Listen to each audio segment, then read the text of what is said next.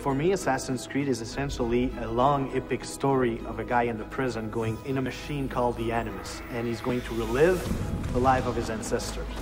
In Assassin's Creed 2, we follow Desmond, who's going to live the life of Ezio Auditore da Firenze. The meaning of Ezio's name, in following with the tradition established by the first Assassin's Creed, is that Ezio means eagle. Eagle, or the flying one. Its origins come from Greece. He's a young noble from Florence at the beginning of the game. He's studying to follow in his father's footsteps. His father, as far as we know, is a banker. As a rich boy in Florence, he doesn't really see the hardships of the peasants and other poor people. And it doesn't really affect him either. He's more of a carefree guy. He does what he has to do. He's got lots of money. He's got lots of friends. And in regards to the women, he's very charming. He always says the right thing to surprise them, to stand out of the crowd, and that's why they have a really hard time resisting to his charms.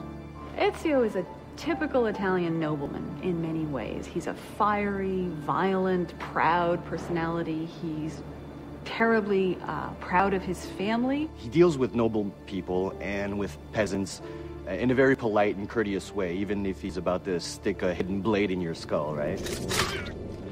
He has a very strange talent that his father is aware of, which is the eagle vision from the first game. Nobody really knows how come he has that, but we sort of find out in the game.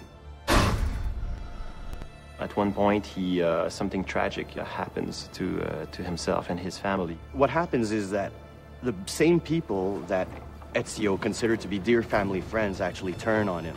People that are very close to him are taken from him, and becoming an assassin and acquiring those skills will give him the abilities necessary to exact revenge. When you're used to just living free and living without a worry in the world, and all of a sudden the entire Florentine army is looking for you, and you have to protect your mother, you have to protect your sister, and you have to defend yourself, changes everything in his life. So going from this life of la dolce vita, in Italy, it will have to become this guy who needs to kill in order to survive.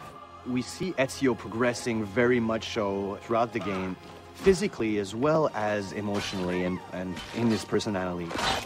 As a player, you will go just like the main character, and the same you'll be at first, just like you and I, and then will become this badass main character. Before, he just wants vengeance, but later on, he wants justice.